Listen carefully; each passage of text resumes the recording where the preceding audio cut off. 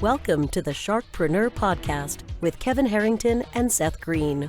Kevin Harrington is the inventor of the infomercial, one of the original sharks from the hit TV show Shark Tank, and has generated over $5 billion in TV and digital direct response sales. Seth Green is the world's first trusted authority on cutting-edge direct response marketing, a best-selling author, and the only 3-time Marketer of the Year nominee. On the podcast, Kevin and Seth interview sharkpreneurs who share straight talk on what it takes to explode your business. Do you want to become insanely successful? Do you want to be the go-to guru in your industry? Do you want to be talked about for all the right reasons? For over 40 years, Kevin Harrington has helped people just like you become significant influencers. Now he's broken the process down in the Key Person of Influence roadmap, and it's yours for free. Just text KPI to him at 727-888-2100. Text KPI to 727-888-2100 right now and claim your free step-by-step guide. Text KPI to 727-888-2100 to get the recognition you deserve and experience the success as the go-to voice everyone listens to in your industry today. Welcome to the SharkPreneur podcast. This is your co-host, Seth Green, today here with Todd Palmer of ExtraordinaryAdvisors.com. Todd is the founder and president of Diversified Industrial Staffing, named by Inc. magazine to the Inc. 5000, a record-setting 6 times. We're going to talk about that and a whole lot else. Todd, thanks so much for joining us. Hey, thank you so much for having me. Happy to be here. All right, let's go back in time a little bit. How'd you get started? You know, I think it was always where I was destined to go. I remember as a kid, I grew up in a small farming community. We had one grocery store, and I used to go to the grocery store, stock up on all of my classmates' favorite candies for a quarter. This is a long, long time ago. And then I would take them to school and I'd sell them for 75 cents or $1. And this was like in 5th or 6th grade. So it started a long time ago.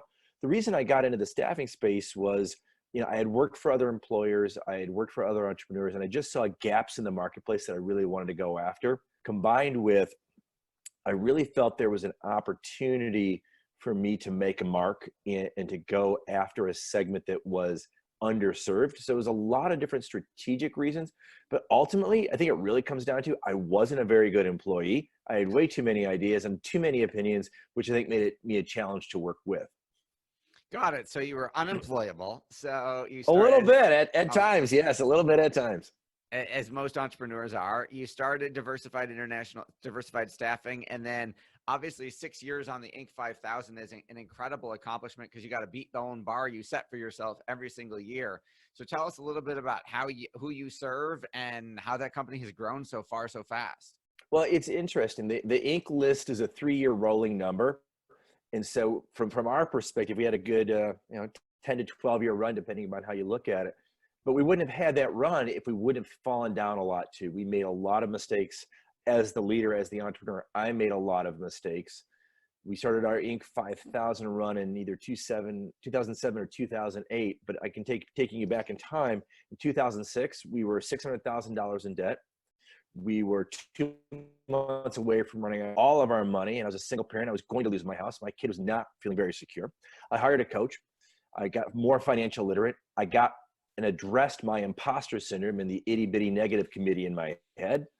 And I walked in September 9th of 2006, fired the entire company, started over, and through that generation and that genesis, figured out what niche we could go after. We got very niche focused. We figured out in that niche, there was an increased demand and a diminished supply. We could charge more for what we did. By being able to charge more for what we did, we were able to get out of the debt faster, and then that put us on that hockey stick trajectory of growth. That is absolutely incredible. And obviously the longer version of that should probably be in a book if it isn't already.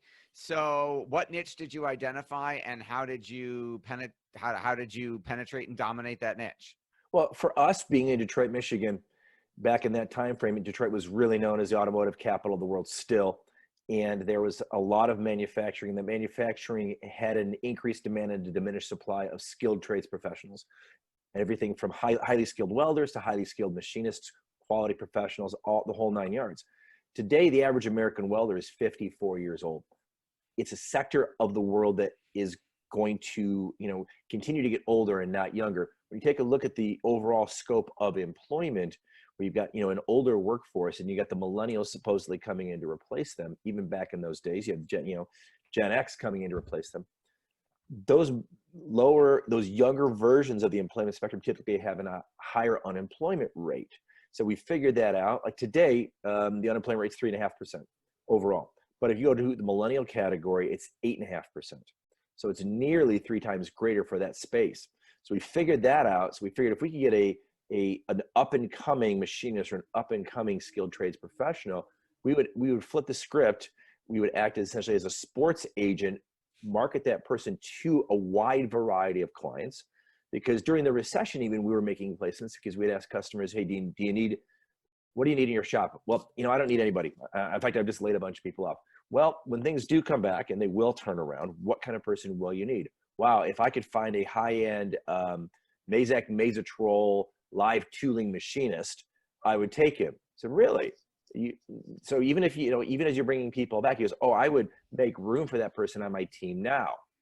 Oh, okay. So there's an increased demand and diminished supply, even in tough times.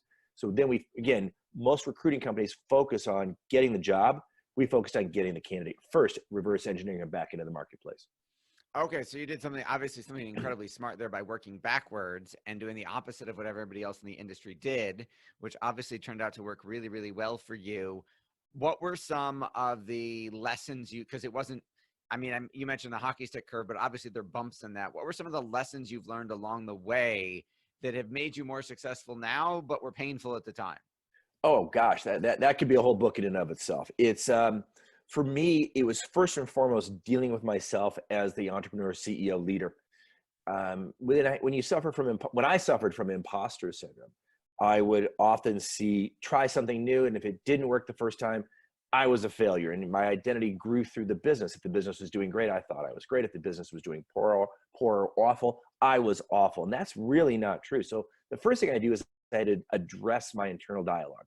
Then I had to create essentially a fail-forward culture where we could try a lot of different things. We try 5 or 6 things every week, keep the 2 or 3 that worked, and reward those who tried the other 2 or 3 that didn't work by keeping them positively focused. Like, hey, you tried it, it didn't work, it's okay. Really, it was ultimately for me to arrive at that, a failure, quote unquote, is nothing more than a learning opportunity. And in that, when we learn that we learned something that didn't work, something that did work, and that keeps us on the path to success. The big challenge for me as a leader was to continue to drive that message home throughout the entire culture. And that consistent positive messaging, and that let's try this today. And if it doesn't work, it's okay. It's not a reflection of you as the employee. That was really a big key component. Okay, that's an incredibly valuable lesson and makes a lot of sense. Given all of the success you've achieved, what's your biggest challenge now? My biggest challenge now is I'm 51 years old. I've recently retired, and I still have a lot more I want to accomplish. I'm working on my second book right now. And my biggest challenge is to live up to my why. 12 years ago, I worked with Simon Sinek before he even published his first book. And for 2 years, we worked on it to come up with 2 words, and that's improve lives. So now I'm going out into the marketplace, doing coaching and speaking, trying to help entrepreneurs grow themselves, to grow their businesses, an inside out model, and then walking that journey, guiding them to create that life by design that they seek. And for me, that there's just, it's akin to parenting. When an entrepreneur has that light bulb moment where they make that breakthrough, and to be part of that journey with them, it is incredibly rewarding, and I just want more of it. That is beautiful. Now let's talk about some of the lessons. You talked about the fail forward culture. Obviously you had a tremendous amount of growth. That's a whole nother challenge all by itself. How do you manage hockey stick growth curve that you experienced? How do you deal with that? Because even though it's a great problem to have, it's still interesting. And that's really what entrepreneurship sometimes becomes, swapping problems. I was $600,000 in debt. Now I've got rapid growth. They both take cash. How do we work through that? A couple of things that I really worked through with the coach that I was using at the time was focus on margin over revenue. Revenue is great, but if it's 2%, 3% margin, it's not worth doing. So we became very margin focused. Second thing is we stopped letting our clients dictate payment terms. In the staffing space during the late 2007 to 2010, a lot of manufacturers in Detroit were using recruiting and staffing firms as the bank. And they were paying in 90-day terms. They were, cutting invoice percentage payment. It was highly dysfunctional. And we simply said, we're too small. We don't have a vault of cash to be able to absorb this nonsense. So we simply just started saying no. And so we focused on the margin. We got very clear on what we stood for in regards to our payables. And lastly, we really focused on the candidate journey and the candidate experience. We wouldn't place a candidate at a company just to make a quick buck. We really flipped the pyramid upside down on that. And we looked at ourselves as more of a dating service at times. I got a lonely candidate, I got a lonely company. How do I put the two of them together? If I do a good job at making a good match, then I'm going to get paid, and I'm going to get paid what I'm worth in the timeline that's agreed upon. And we're going to focus more on them versus us, where a lot of recruiting firms at the time, and sometimes still do, they really focus on chasing the quick dollar. And we were just going to take more of a measured, profit-driven mindset.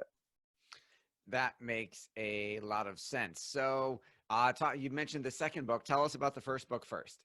So the first book I wrote is really geared towards kids just getting out of high school or college and helping them find their first job. It's entitled The Job Search Process, and it's available on Amazon or Barnes & Noble. And the joy I really got out of that, I was going to speak at high schools and colleges and watching the kids, they're kids. They're like, who's this old guy? What is he going to say? He's got nothing of value to add, lots of skepticism. And watching them really recognize and realize that, holy cow, I can really go out and find a job in 6 weeks or less. It's not going to be super complicated if I just follow this very, very methodical, very process-driven piece to get me where I need to go. And when kids, nothing greater than getting a thank you email from some kid who got a job that I've never met, but to know that I've impacted them, it's incredibly rewarding. That's awesome. And tell us about the second book. Okay, the second book is going to be out in September. It's going to be on the entrepreneurial journey. Working title right now is Human Capital, Complex to Simple, the 5 steps to grow yourself and grow your business. And it's going to be a lot of things we talked about today. It's going to include the story of me getting out of debt. I've got a friend of mine who started a company called 1-800-GOT-JUNK. Brian Scudamore is going to be in the book, a couple other people. And it's really going to be peeling back the onion of what the entrepreneurial journey is really like from a mindset perspective, as well as practical tools to get you unstuck. A lot of us, me specifically, have been stuck in regards to what do we do? How do we get unstuck? What difficult decisions do we need to make? How do we set an upfront agreement with our employees, with our clients, so that those uncomfortable conversations are a little less comfortable versus me back in 06, 07, avoiding them, put my head in the sand, learned a lot. And I see that with the clients I work with, simple things like hiring for DNA instead of resume works really well. Focusing on intention, not expectation of what a launch is going to look like. All these different things that we've learned over the course of time can really pay back in spades to someone who gets the book, reads the book, or sees me speak, so that they don't have to suffer like I did. Wow. So I can't wait for that book. I will say that in my own experience, there's no greater lab for growing yourself as a person than trying to grow a business. And the biggest leaps in our business, the hockey stick curves, haven't come because even though as a marketing and a publishing firm, we haven't learned some whiz-bang new technique. It was because I grew as a person. Like who you are, one of my favorite quotes is, who you are affects how well what you do works. And when Absolutely. you work on yourself, the business magically works better. So super excited to see that next book come out. Where can our folks who are watching and listening learn more about you and possibly get on a waiting list to get the book when it comes out? The simplest place to reach out to me is just send me a quick email to todd@extraordinaryadvisors.com, or go to my website to the contact us page. And anybody who mentions that they've seen me on your show today, Seth, I'm happy to give them a half hour of my time to talk about anything they want to talk about. I just had a guy call me the other day, and we talked about parenting for 45 minutes because he realized that he was showing up poorly at home because he was doing poorly in his business. We gave him a couple of tips. So really, the work-life integration model of being an entrepreneur was something I really enjoyed talking about. So if someone's interested, by all means, please hit me up. I know your time is incredibly valuable. That's a fantastic offer. I will be the first one to take you up on that. So we greatly appreciate your time. Todd with Extraordinary Advisors, thank you so much. Thank you.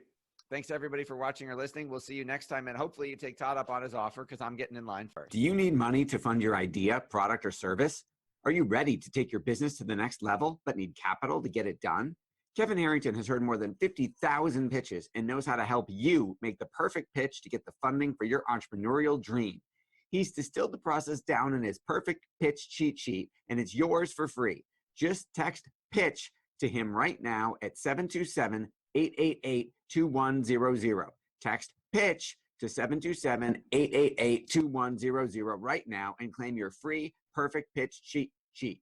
Text PITCH to 727-888-2100 to start funding your dream today. This show has been produced by Market Domination, LLC. To discover how you can have your own show completely done for you and turn it into a real published book and become the authority in your marketplace, go to www.marketdominationllc.com/podcast offer.